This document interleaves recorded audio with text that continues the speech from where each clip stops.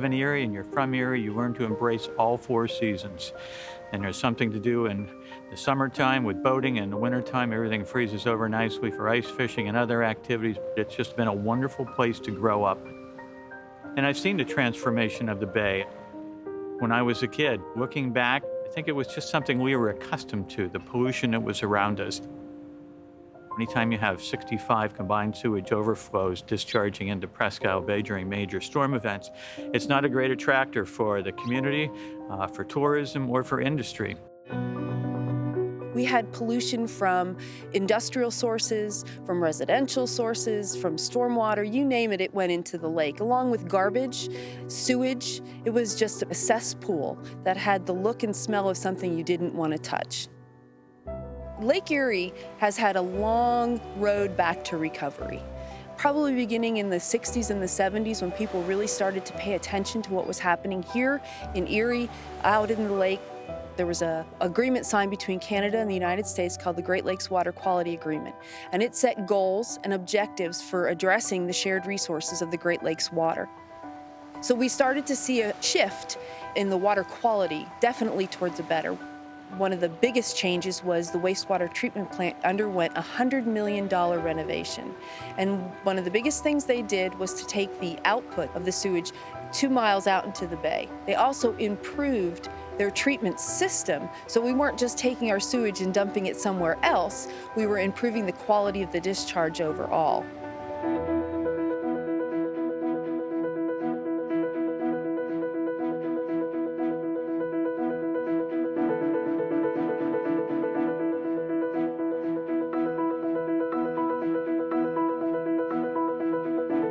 Erie has been a manufacturing town for well over 100 years.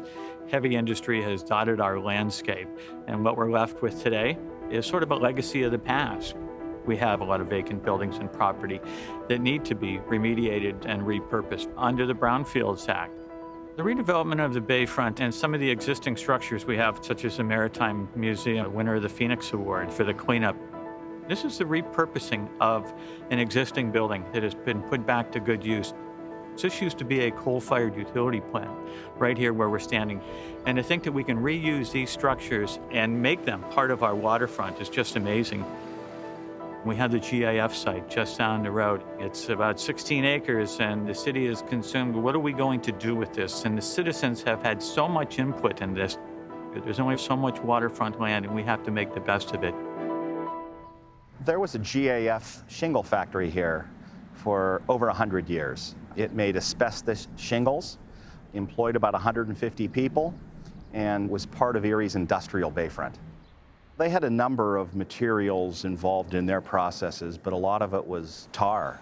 So a lot of the concerns that we have is the tar and the DNAPL and NAPL that was utilized on this site for many, many years. The Erie County Convention Center Authority was able to acquire this property from the GAF Materials Corporation, and then subsequently began a remediation effort to clean up this brownfield to make it adaptable for reuse, more consistent with this beautiful and magnificent Bayfront location, as well as the Bayfront Convention Center operations next door. So it was a series of things that needed to be done to mitigate the contaminants on this property, and we dealt with them through a systematic process, working hand in hand with our consultants, as well as DEP on every step of the way. Clearly, the authority taking responsibility of getting this Act 2 compliant reduces that cost and overhead for private developers to come in here.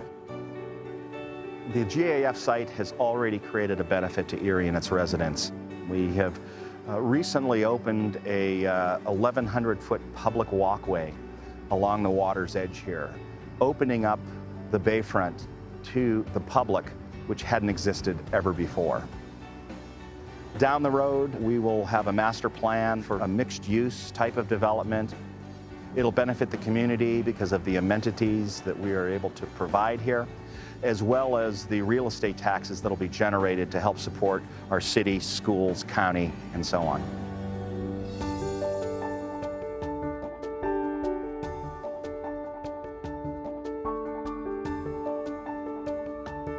The Bayfront Bayfront is a very important part of the city of Erie.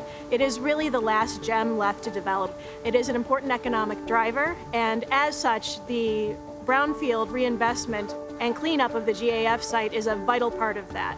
We are looking to have a mixed-use site that will allow for business development, residential development, and tourism, all of three important key strategies for economic development within the city of Erie. Brownfield sites have certain environmental issues that do not allow the private sector to walk in and develop it on their own. So the public-private partnership is very important for the private side to have the ability to have a clean site to develop, and the public side to facilitate that environmental cleanup on their behalf. We're standing today on a great piece of property in downtown Erie. This location used to be Penelec, which was the electric generation for the entire region. It was cleaned up and prepared for sale, and we were lucky enough to buy it about 15 years ago. We've developed what we call Harbor Place, a mixed-use development project that we think is really ground zero for the revitalization of downtown Erie. The environmental work that has been done on this project with the DEP has really made it possible for a private developer like us to come in and invest millions of dollars, create jobs, and make a big impact on our community and our economy. And only because of that work, we're here today.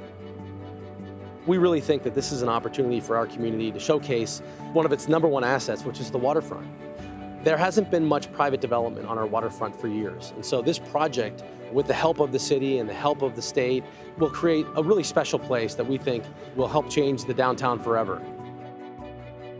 One of the lessons that can be learned from our experiences here in Erie is the importance of how economics and environmental cleanup go together.